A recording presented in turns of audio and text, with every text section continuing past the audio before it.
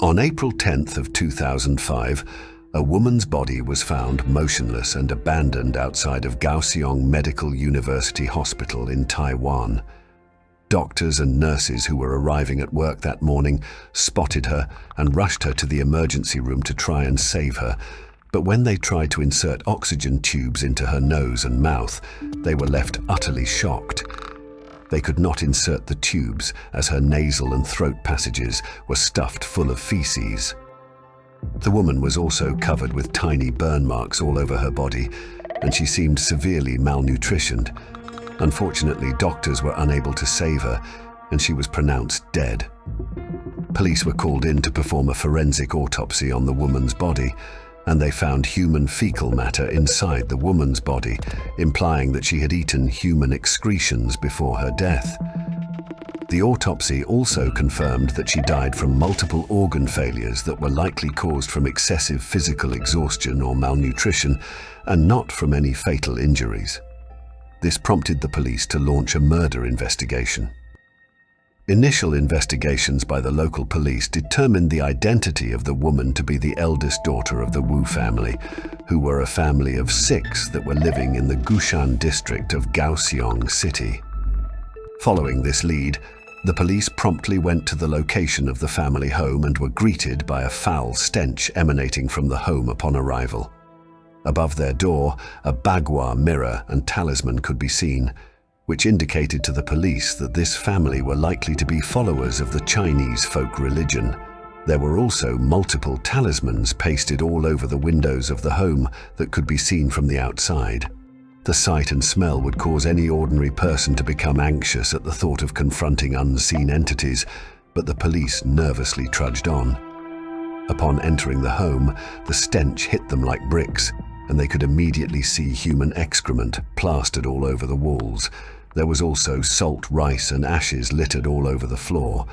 Salt and rice were known to be materials used for cleansing an environment of spirits in certain religions. Overall, the house was a terrible scene. When interviewed, the neighbors told the police that they would regularly hear strange noises from the house, such as screaming, growling, and eerie chanting. They would also observe the family in the house behaving weirdly and sometimes even beating each other with objects. However, what was crucially missing from the house were members of the Wu family, and so police started looking for them and even put out a notice on the news for them to come forward. Eventually, the Wu family would come forward to the police, and what they revealed about the events leading to their eldest daughter's death would be truly eerie and horrifying. This is the story of the Wu family tragedy in Taiwan, and the tragic case that inspired the hit Taiwanese horror film, Incantation. Anyone who has visited Taiwan knows that it's a place where religion plays a big role in many a citizen's lives. Plenty of temples and shrines, big and small, can be found all over the country. Over 80% of Taiwanese believe in the paranormal, whatever religion they belong to. So it's not out of the ordinary that the Wu family are firm believers in the traditional Chinese folk religion, which is the dominant belief in Taiwan. The beginning of this tragedy started around 2 months before the woman was discovered at the hospital. The Wu family was a household of 6 that lived in a small townhouse in the Gushan district of Kaohsiung. The family consisted of the father, mother, 3 daughters, and a son. All of them worked regular jobs and were described to be a traditional family that lived harmoniously and were pretty ordinary. Nothing really stuck out that would hint at the horrors that were to unfold. The eldest daughter at the time was working in Taipei, which was all the way to the north in the island of Taiwan. Kaohsiung was in the south, so the 2 cities were roughly 360 kilometers apart, roughly 4 hours away. Around February of 2005, the eldest daughter received a call from her mother, who was speaking frantically. Mother Wu told her eldest daughter that she had to come back home to Kaohsiung immediately because she was in imminent danger. The eldest daughter was, of course, confused and tried to calm her mother down, but her mother just repeated her claims anxiously. After their call, the eldest daughter did not leave Taipei yet and continued her work. When she returned home that day, she found her mother already waiting outside her home, looking quite distraught. This was, of course, very surprising to the eldest daughter, as the trip from Kaohsiung to Taipei takes 4 hours, so nobody would make this trip unnecessarily. This signaled to her that her mother was very serious about what she had said earlier on the phone. As such, the eldest daughter packed her things immediately and returned with her mother to Kaohsiung that very night.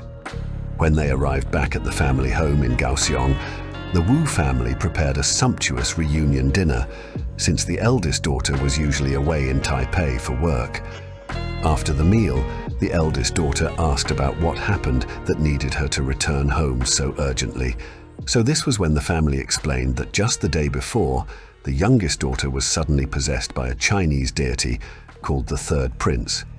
Allegedly, while in possession, the youngest daughter warned the family that the eldest daughter might be in mortal danger if she did not return to the family home soon. In Taiwan, spirit mediumship is a very common practice in the Chinese folk religion. Spirit mediums are basically human vessels that the deities possess in order to perform religious good deeds through them. As discussed earlier, many Taiwanese accept and believe these practices to be true. The deity known as the Third Prince is more commonly known in popular media as Nerja, and is worshipped not just in Taiwan, but across many parts of East Asia as a patron god of children and filial piety. Devotees will pray to him for blessings of safety and health of their children. The Wu family have been regulars to a residential shrine in the Nanzi district of Kaohsiung City and worship the Third Prince there. So on the day before, the youngest daughter had visited the shrine alone. It was when she returned home that she was suddenly possessed by the Third Prince and claimed that the eldest daughter was in danger. The youngest daughter would cause a ruckus, which made the Wu parents panic. This was why they immediately wanted their eldest daughter to return from Taipei.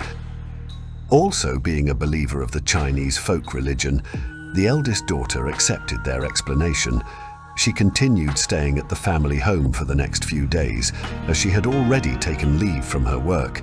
However, since she returned, she had started having horrible nightmares at night that she was sexually assaulted by strange men. She was so terrified that she had trouble sleeping at night and resorted to getting what little sleep she could get in the day. Although the youngest daughter had returned to normal, the situation would only get worse for the eldest daughter. After around a week following her return, the eldest daughter answered a phone call at the family home. However, right after she hung up the phone, she suddenly proclaimed that she was possessed by a deity claiming to be the goddess of mercy, Guan Yin. The eldest daughter announced that she was here to eliminate disasters and misfortunes. She then started self-mutilating herself. In the Chinese folk religion in Taiwan and East Asia in general, spirit mediums tend to practice self-mutilation while being possessed by a deity. This is usually done with sharp weapons, and the medium will pierce or hit themselves with the weapons. They would suffer injuries, but somehow miraculously recover very quickly after. It is believed that the practice is to display the deity's powers and to relieve the suffering of their devotees through self-sacrifice. When the Wu family saw their eldest daughter's self-mutilation, they were frightened and panicked. In desperation, they decided to bring the eldest daughter to the Five Fingers Mountains to meditate. In the Chinese folk religion, it is believed that mountains are where spiritual energy is very strong, and sages or spirits will go there to meditate and attain enlightenment or immortality. However, despite their efforts, the eldest daughter's condition still did not improve, so the family brought her to a shrine to seek divine assistance. There was a priest at the shrine that the family consulted, and he said that there were dirty things at their home that must be exorcised. The family thus invited the priest to their home to perform an exorcism. After the exorcism, the priest left, and the Wu family thought that would be the end of things. Little did they know that things were just about to get much worse. In an insane escalation of the situation, the entire Wu family now started claiming that they were possessed by various deities. The father claimed he was possessed by the Great Jade Emperor, the mother claimed she was possessed by the Queen Mother, The second daughter claimed she was possessed by the 7 fairies, and the son claimed he was possessed by the living Buddha. Now there were 6 members of the family, and all 6 were claiming they were possessed by various deities. However, they thought to each other that it was impossible that all of them were possessed by deities, and there was an imposter amongst them, an evil spirit. In order to find out which one of them was possessed by an evil spirit, they had to attempt to drive it out of each other's bodies. Each of them started to hit the other with various religious objects, believing that they could beat the evil spirit out of the other's body. When that didn't work, they burned joss sticks and used it to burn each other.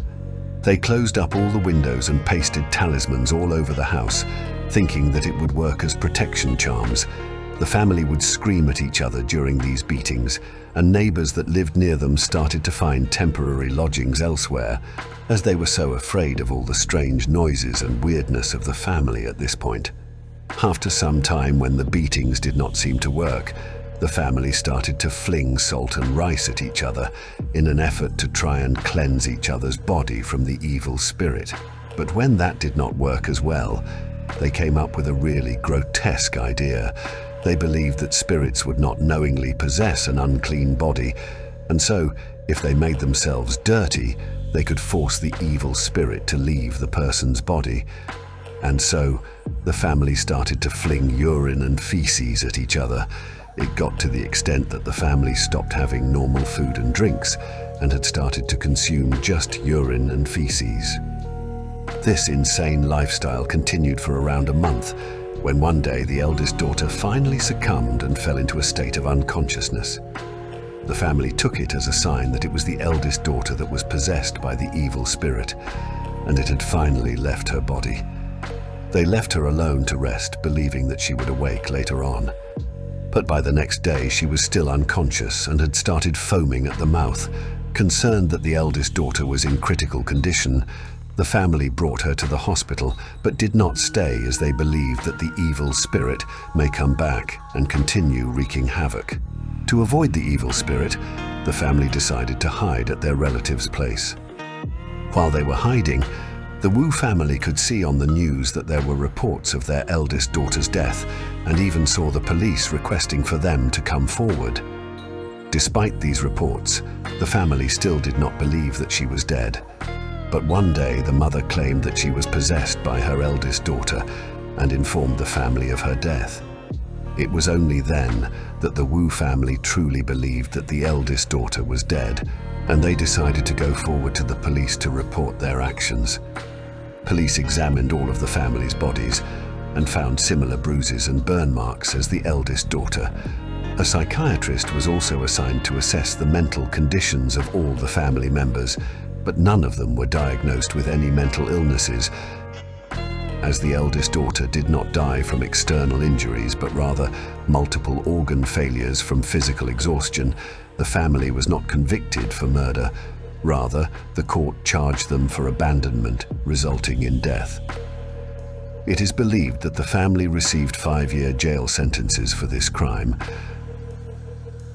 So the question remains, were the Wu family really possessed by spirits? Or was the 2005 Wu family tragedy one of the strangest and most haunting cases of mass hysteria? Nobody can say for sure.